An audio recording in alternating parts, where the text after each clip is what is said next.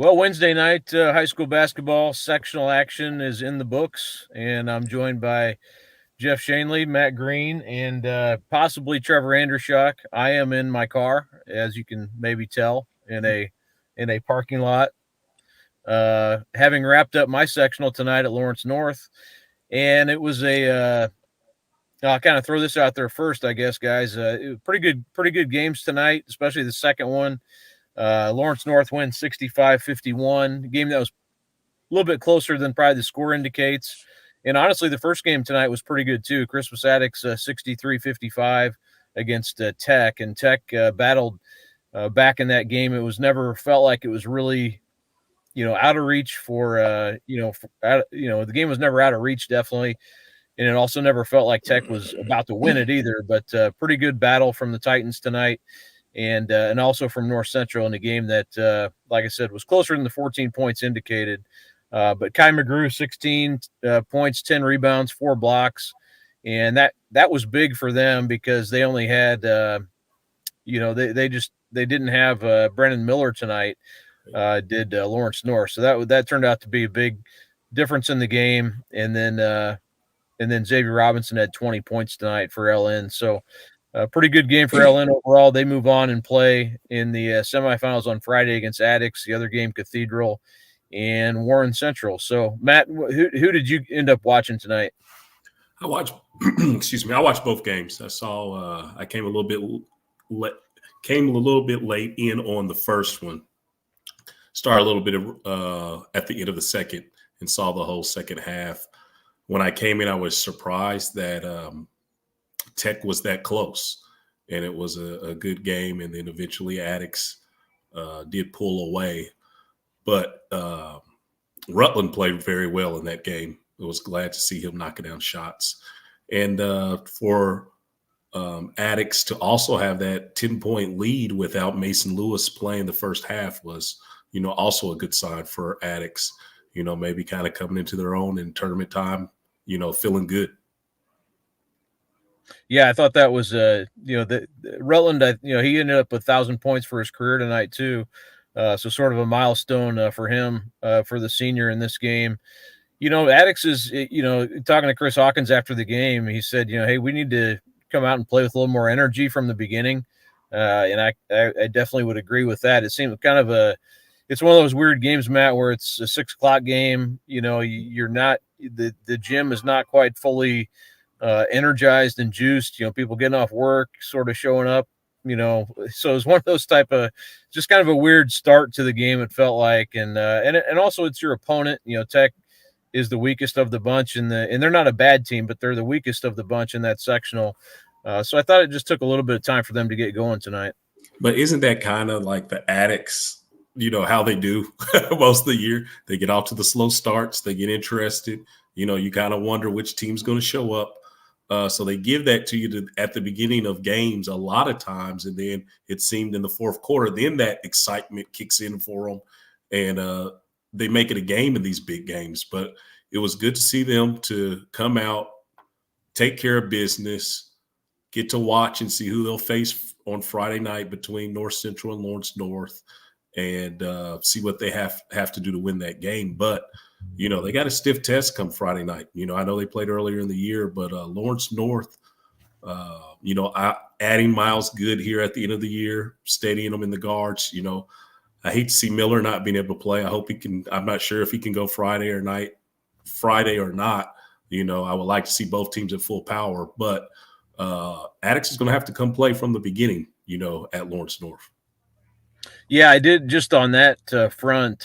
Sounds like Miller is going to give it a go on Friday. So had an ankle injury from Saturday, apparently, and was not cleared to play tonight. What is tonight? Wednesday. So, but they felt like he's going to be okay to go on Friday. So at least that's the hope. And obviously having him back would make a big difference for that LN team. So, and I'm going to add Trevor's got to hop in here and hop out, but wanted to get the story from Greenfield Central tonight because some real surprising results. Not super surprising in the second game, but the first game, Muncie Central beating Richmond, and then and then Greenfield Central gets the win over Anderson. Trevor, start with that second game. How did that one go tonight in the Greenfield Central Anderson game?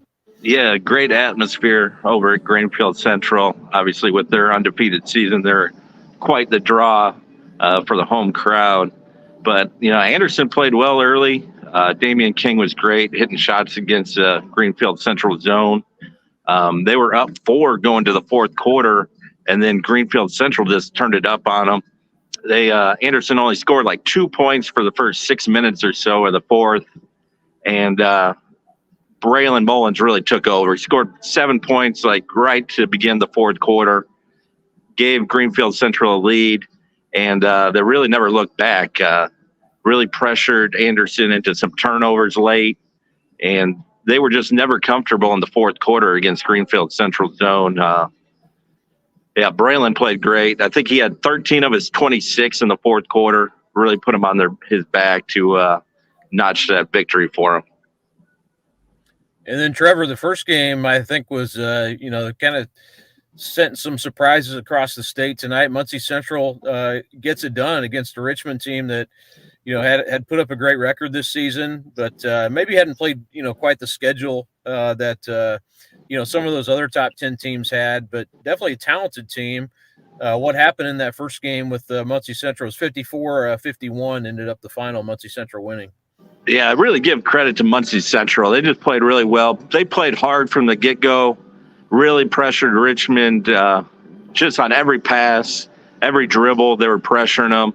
DeMarcus Cole was really good for Muncie Central. Athletic senior guard. I forget what he ended up with, 20-something points. He was fantastic from start to finish. And, I just give most of the credit to Muncie Central for playing a really good game, forcing Richmond into things they didn't want to do. Really, shut down everybody except Cedric Horton. Nobody else really hurt them throughout the game. But Horton did have some really good moments for Richmond. But in the end, Muncie Central just played a really great game. Yeah, that's maybe one of the bigger surprises of the night.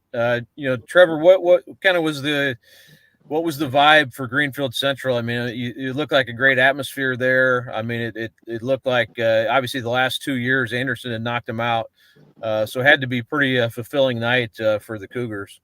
Yeah, I think they took a deep breath after that win, but the crowd was incredible. Standing room only. There were probably a couple hundred people standing along the baselines watching the game.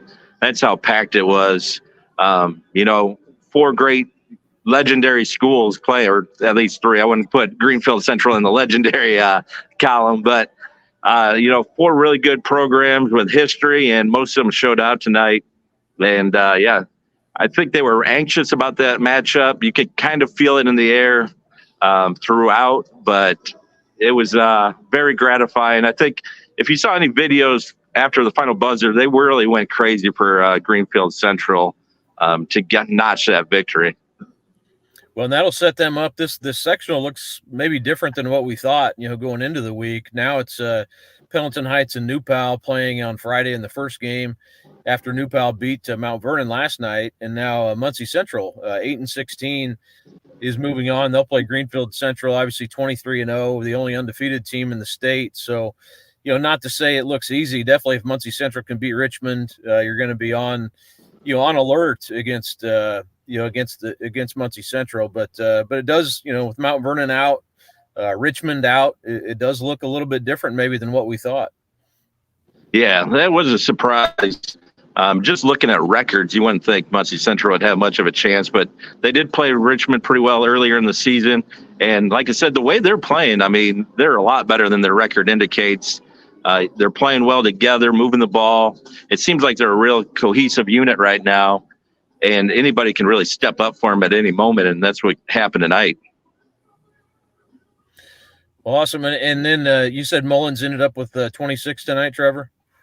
Yeah, I think 26, 9 rebounds, 3 steals, a few assists. Really complete night for him. I think he finished 8 of 12 from the field. So he really didn't get a ton of shots, but he was really efficient when he did. And just lastly here, Anderson kind of, I kind of wondered about their outside shooting, having watched him play Kokomo. How how much of a factor was that? Because Greenfield definitely plays, if not all zone, predominantly zone. Yeah. Yeah, it was a huge factor. Damian King hit 6 threes, but I'm not sure if anybody else. I think there might have been one other three from Anderson. That was about it. So if he wasn't getting an open look, they really weren't getting clean looks throughout the night. Like you said, Greenfield Central sits in that zone, traps the ball, really makes it tough on you. And, Anderson did get some stuff in the middle of the lane to open the middle third quarter, but they ended up shutting that down, the rest of the way. And I think that was the key to their victory tonight. Awesome. Well, thanks for hopping on here, Trevor. Oh, no problem. See you guys. All right. Take care. Well, I think I dropped Jeff. There you go. By accident. I swear to God, that was by accident. You're just trying to get rid of me, Kyle. I understand. It's what it is. I didn't remove you purposely. You're up in the Fort Wayne zone tonight. Who'd you see out there? I was at Sectional 21 3A at Woodland. Saw a couple of competitive games. First game, Heritage knocked off Bishop Dwenger 50-46. A really physical Heritage team that last year had Luke Saylor, their all-time leading scorer. He graduated. So this year, Heritage kind of doing it by committee. They only scored 50, but had a bunch of guys in that 8 to 11 point range for them, really balanced. Did a great job forcing turnovers, kind of keeping Dwenger off balance, contesting shots at the rim. That really put the Saints in a bind. And then the second game was Leo and Woodland. Kyle, I know we saw Leo last week against Blackhawk Christian. Nolan Heitschuh, sophomore wing for Leo, back in action tonight after missing some time with the injury. He had 8 quick points in the first quarter. 6'4" sophomore, like I said, that can shoot it, go off the bounce with his right hand. Just gives him another dimension. Another guy can score. And they were up 15 in the second quarter on Woodland. Kind of thought they would run away. Woodland got back. I think may have tied it late in the third or early in the fourth. And then Leo went on a 10-0 run to kind of separate again. They ended up winning by 10. It's a really interesting team, Kyle. I know, we talked at that Leo Blackhawk game.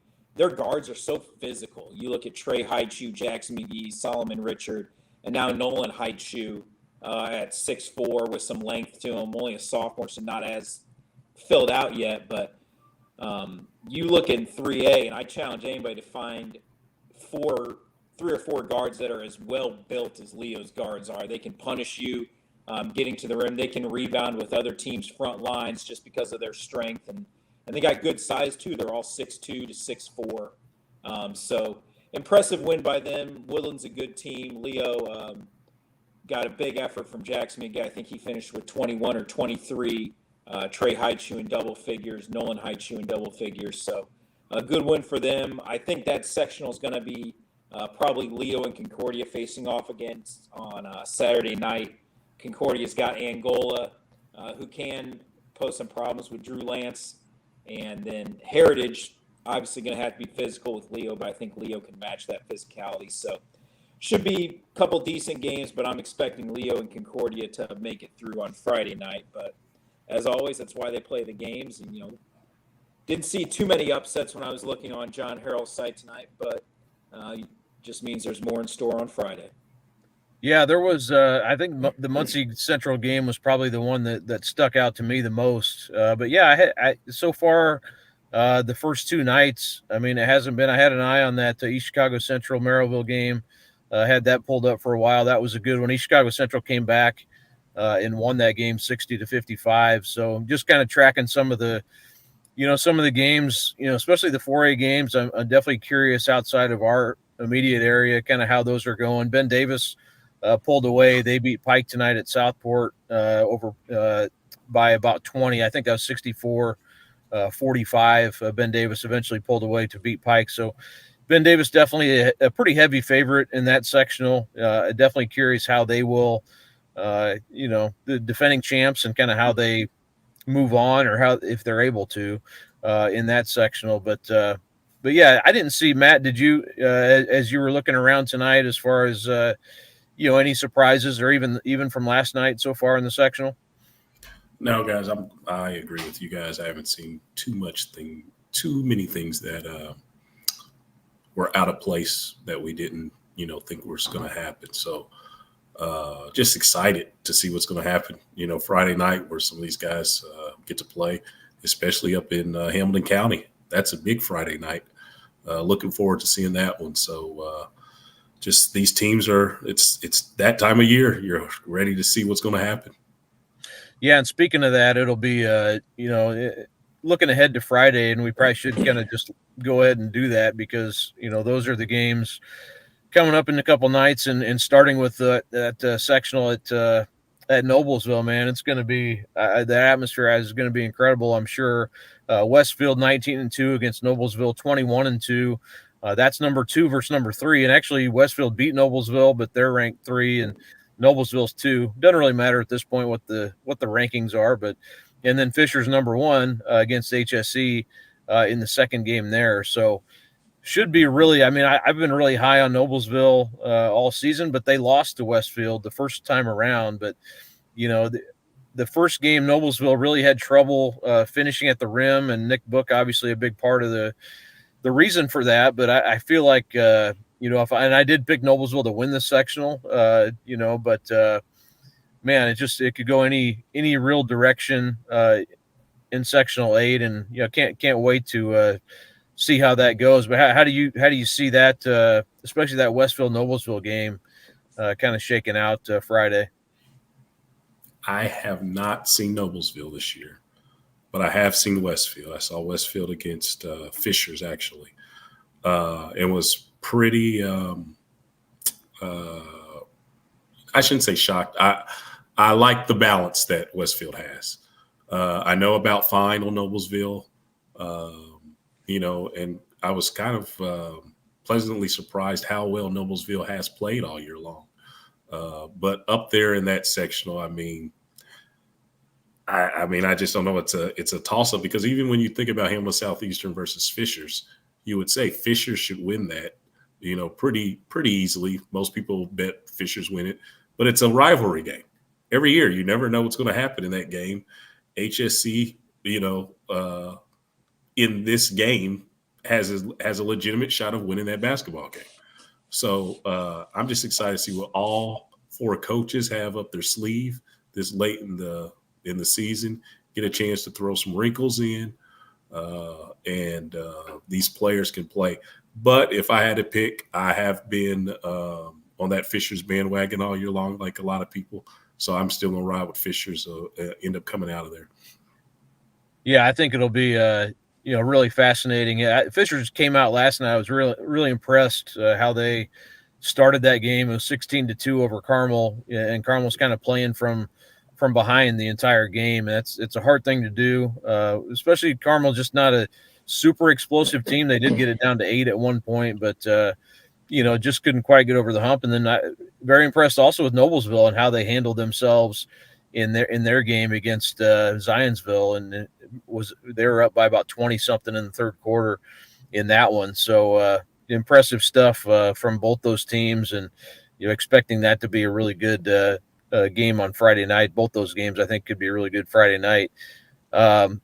Jeff, up in Fort Wayne, I think a lot of people have had their eye on Fort Wayne all season, especially down here. And after what they did last year, speaking of Noblesville, they beat Noblesville last year in the regional to get through to the semi-state, and then got beat. But Javon Lewis is closing in on the school record for points I saw today, and he's definitely one of those guys when we talked about Indian All-Stars who's in that mix. And they're in a sectional that's very winnable at Homestead, and they play New Haven. You would expect them to probably win that game and then play the Columbia City Homestead winner. But that Homestead team, man, Will Jamison, what a story! 31 points and 9 assists last night, and then everything he's been through with the car accident. It's just a really cool story, and playing at home, how that could factor in. But that those couple games, especially the Fort Wayne team, but then how that Homestead Columbia City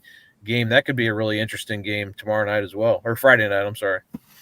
Yeah, Columbia City beat Homestead by 19 here in the middle of January, so just about 6 weeks ago. But that obviously pre-Will Jameson, who is a game changer at the guard spot for Homestead, just gives them somebody who can go get them a bucket almost at will. I watched Homestead play a couple times earlier in the season, and it was very system oriented. They didn't have anybody who could go kind of outside the offense and score on their own.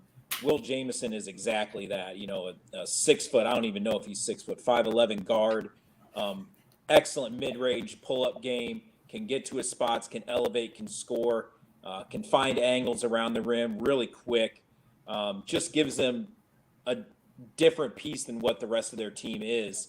And then Wayne, you look at them, 19-3 on the year, and all three of their losses are to indie teams, Tech, Ben Davis, and Lawrence North. So as long as you keep Wayne out of Marion County, you know, it should be okay. And they get a New Haven team that record-wise isn't, you know, very formidable, but they do have a Johnny Washington and some other pieces there that can at least athletically match up with Wayne. I think that's where Wayne kind of takes over. Is you may have one person on your team, maybe two that can match up. You don't have five who can match up with all five guys that Wayne puts out athletically. Chase Barnes, Kalen Williams-Thomas, Preston Comer, who may be one of the best defensive players in the entire state at 6'5" and can guard anybody. H.J. Dillard inside, just a rebounding machine. So obviously I think Wayne probably in the driver's seat. Homestead with Will Jameson now getting back into his groove, you know, getting back. He's had 26 and 31 in the past week. So he can go, like, as you're witnessing, for 25 or 30 on a night and just change games by himself. Be interesting to see how Columbia City changes their strategy with Matt Schaus. What they did before, it's almost like playing a completely different team for Columbia City. Not the team, obviously, they beat by 19 in the middle of January.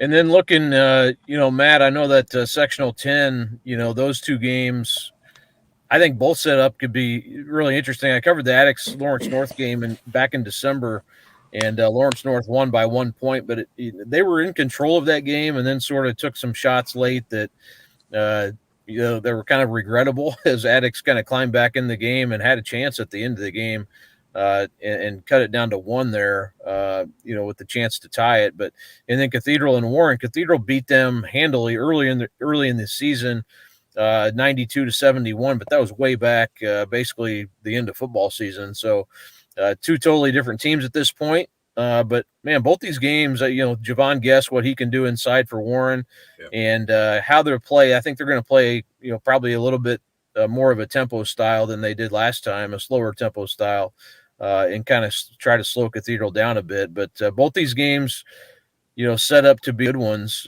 potentially. I would probably favor Cathedral and probably favor LN, but I think they're potential for an upset there. Yeah, I agree with you.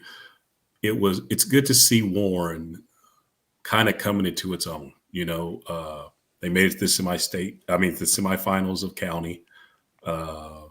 They've had some good showings as the season has progressed. They've had some bad showings, but now they seem like they're coming in their own. Javon Guess was an absolute beast on Tuesday night against Lawrence Central. I mean, they just had no answer for him inside, especially in the second half. Keyshawn played well, came in, hit some mid-range shots. And then also you had just other guys stepping up, you know, making plays at different times in the game for that win against LC. Playing against Cathedral, though, was a whole different, you know, animal just because of in my opinion, I think Cathedral against a team like Warren could play both styles. I think they could play fast if they needed to, and they can also slow down and execute if they have to. And I think they have a few more guys that Warren has to worry about guarding than you know, Cathedral has to worry about game planning for on the other end. In the other game, Lawrence North and Attucks, you know, a rematch earlier. And you know, Kyle, we've had this conversation before. Which Attucks team is going to show up? Lawrence North literally almost gave Addicts the game in that first game. I think if you talk to the coaching staff at Lawrence North, they'll tell you questionable shots, like you said, Kyle, and that had happened in other games, late in ball games. Questionable shots had allowed other teams to get back in ball games against them.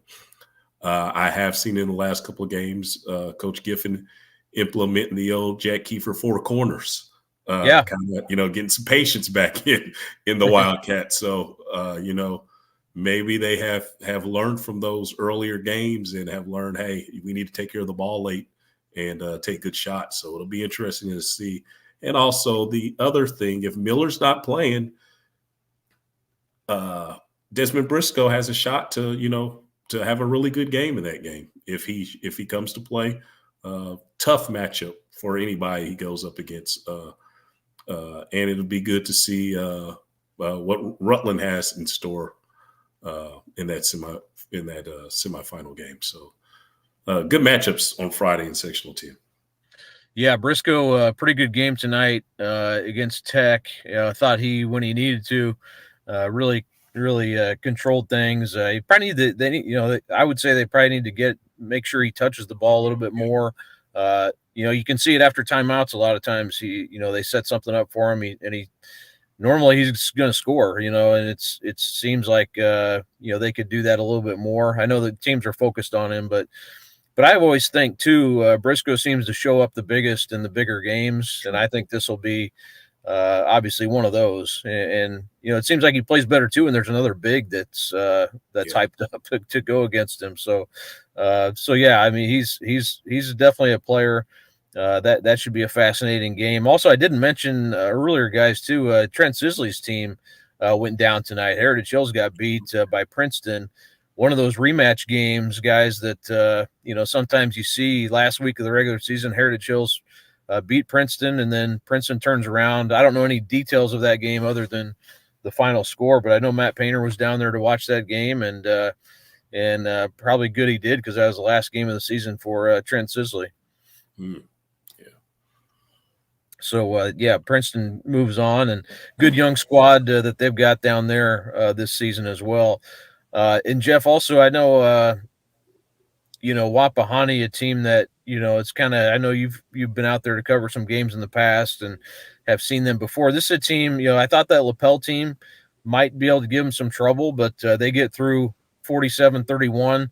I had pulled it up on the stream a little bit, and they were already pretty handily ahead in that game. But Wapahani, a team that has a lot of history and some big goals this season that they look somewhat attainable because they're a really good team. And Isaac Andrews, one of the the rare 2,000-point scorers in our state. Yeah, and this has kind of been building up over the past half decade or so for Wapahani. They've had a lot of talent and a lot of regular season success. Hasn't always paid off in the sectional. Now, granted, that's one of the best 2A sectionals in the entire state, but they make it to semi-state last year. Can they take another step forward? I know they lost Aiden Franks after last year, but did return a lot of other complementary pieces around Isaac Andrews. So a very obviously winnable sectional for them. Looking at Winchester, probably the next best team in that sectional at 13-11. So definitely winnable for them. Can they, make it to semi-state and potentially make it to state? I think 2A North is certainly as wide open as it's been in the past several years. I know Blackhawk Christian maybe doesn't have the teams they've had in the past half dozen years with the Davidson brothers, Caleb First, all that group, Zane Burke and them that have won state. I think they're a little down. They're still really good. And speaking of Blackhawk, that's going to be a amazing sectional Friday night at Bluffton. Blackhawk plays a 20-4 Adams Central team, and then Whitco, who just dismantled a really good Manchester team by 21 tonight, will play Bishop Lures, who's got some really talented kids, a lot of length and athleticism for the Knights of Bishop Lures. So that should be a great Friday night at Bluffton. But you look at 2A North, and it's kind of, Hebron, up in the region has had a really good year. You look at Tipton, obviously, with the tradition they've had, they're at 22-2. I know they've got some really talented kids there. And Kyle, I think you've been to a game or two of them, so you can maybe speak more on Tipton than I can. But there's a few teams that are really separating themselves from the rest of the pack. But I think you could throw about half dozen 2A North teams out there and feel pretty good that they've got a decent chance at making it to state. Yeah, Tipton 22-2, and they're Grady Carpenter and Nolan Swan are kind of their two main guys. And Carpenter, about a 6'5" junior guard who really loves to pass. I mean, that's kind of I think he's over 8 assists per game. You know, he's Magic Johnson of Tipton. So, you know, he's a really good player, and Swan can really shoot it. They should win that sectional. They're hosting it, and you know, Taylor is the probably the other good team in there, but pretty handily favorite, I believe, in that sectional 39 at Tipton. But what most are you guys looking forward to? Kind of wrapping up here for coming up on Friday night. Friday night, I think it's kind of low key one of those nights that crazy stuff happens. You got two games at one site. It's might be one of the best nights of the season, really. I mean, because some of the games might not, you might only have one good one, but some of these sectionals, man, you get two really good matchups and some good crowds and always potential for upsets and whatnot. But what are you guys looking forward to most on Friday? I'm looking forward to probably the Lawrence North and Attucks rematch. I think Attucks definitely wants a revenge in that game. The other thing that I love about Friday night is it's the night before you get to that championship game that we get back to the normalcy of high school basketball. It's a Friday night, people are getting back into their regular routines of playing on Friday. The crowd will be as big as it can be, and we've had some enormous crowds during this week at some of these sectionals. So you just think of now everybody's going back to that routine of going to that high school basketball game on Friday night and looking forward to that. And, I always say along with everyone else, the big time players are going to show up in big time games. So I'm looking forward to seeing Briscoe have a really good game. Xavier Robinson having a really good game. Fishers. I told you the first time I saw him, Kyle, that Garner matchup, when you can have your five be your point guard, as he did a lot of the game in the first half against Carmel, like Jeff was saying up north with some of those teams, that's a tough matchup. And they already have good guards to go along with him. So, I just like watching that Fishers teams play just because they got 5 ball handlers. It's a hard matchup. But then you go to the number 2 team versus number 3 team in the state, Noblesville, Westfield. Looking forward to seeing Noblesville for the first time against Westfield. I was really impressed with Westfield against Fishers. So from what I've heard about Noblesville, I'm really excited to check that game out on Friday night and see how those games go, so we can see who's going to be in those championship games come Saturday night trying to win their sectional championship. Yeah, Kyle, I think obviously and Matt touched on this, so I'm not going to go too in depth, but Sectional 8 is the headliner of the matchups, 1, 2, and 3, and then a good HSE team. And Kyle, you mentioned this when you were talking about it. Westfield, Noblesville, a good game. And then, Fishers and HSE, you look at the records, but it's the Mud Sox, so anything can and usually does happen there. And in total agreement with what Matt's talking about with Keenan Gardner, how you can kind of have somebody like that draw the opposing big out, make them play on the perimeter, kind of mess with their defensive schemes. Keenan's probably, I would say, if there was an award for most improved player in the state, you'd probably have to go with him. He last year I watched him a few times. Seems like he's remade his body over the summer, much more in shape, and just has a stamina and a relentlessness that maybe he didn't have to that level last year, and he's brought it his senior year, and he's obviously going to be up for this game. And then Sectional 10, you look at that. I want to throw out a couple of matchups from the northern part of the state. Sectional 2 over at Chesterton, Crown Point and Valparaiso. Crown Point did beat Valpo just a couple weeks ago by 3. Jack Smiley, the point guard for Valpo, having a tremendous year. Clint Swan, always dangerous on the sidelines with Crown Point.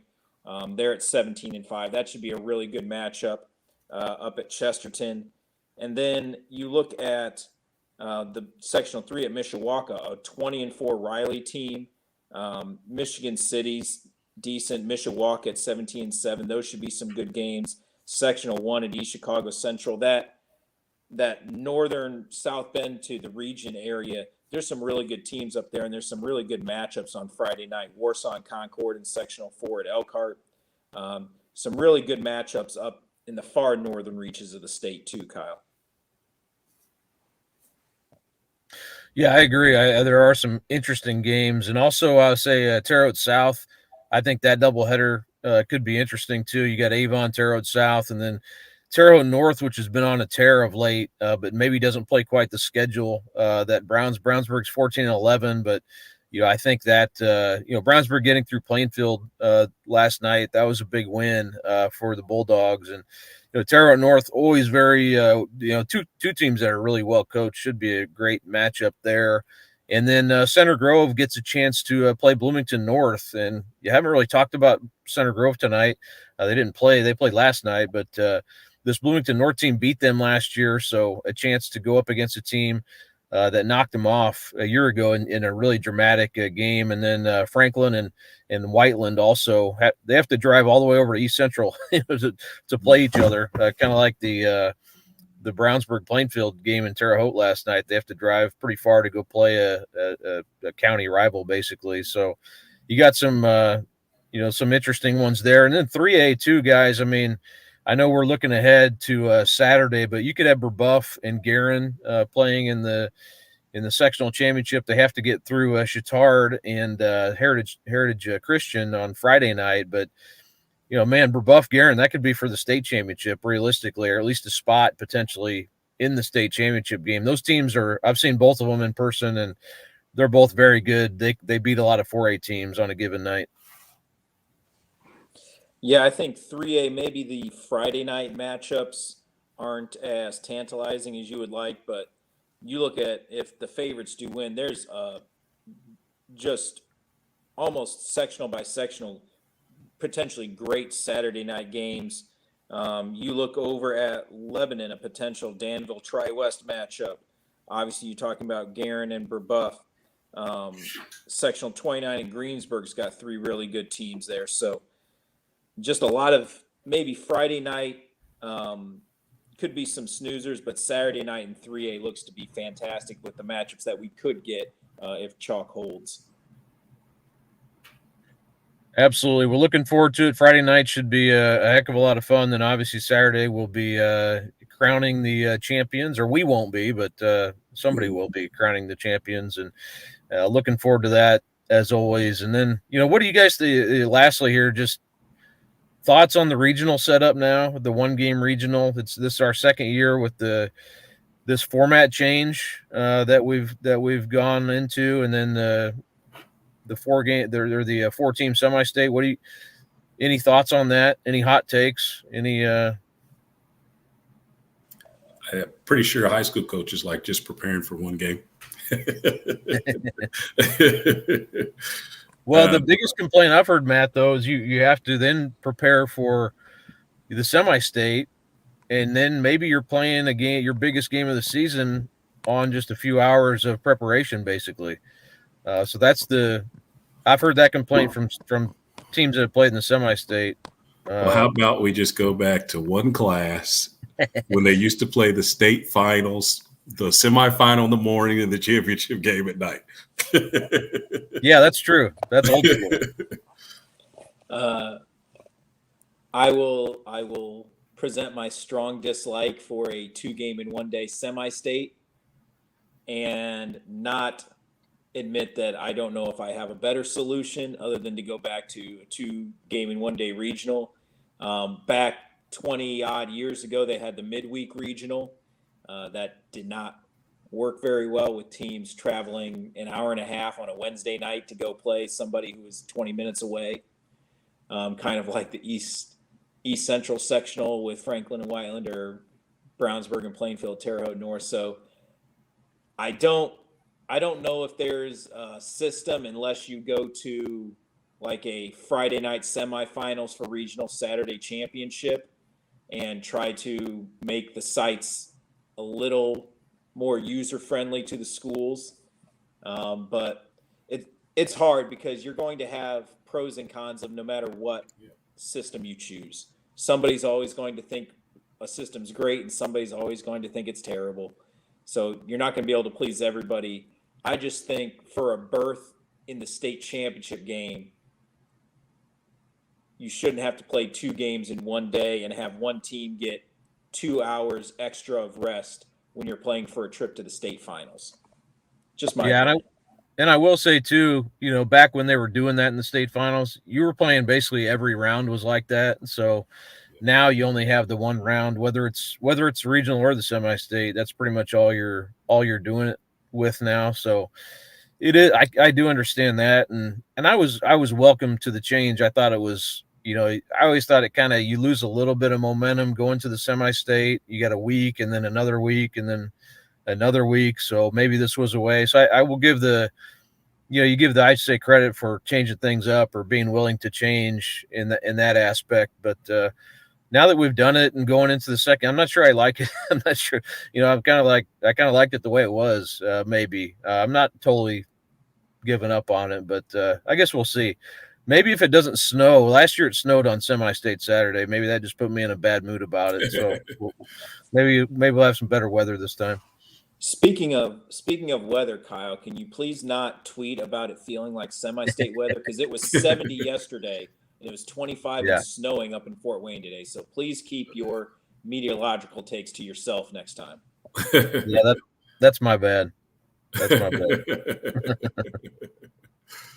Well, let's wrap it up there, guys. I appreciate you guys hopping on here and joining me and talking some semi-state Wednesday games. It was a little bit of a wasn't a ton of upsets or craziness to it, but pretty good night of basketball. I think Greenfield Central probably the story, and definitely LN getting through and Attucks getting through, and we saw some good games tonight. So appreciate you guys doing this.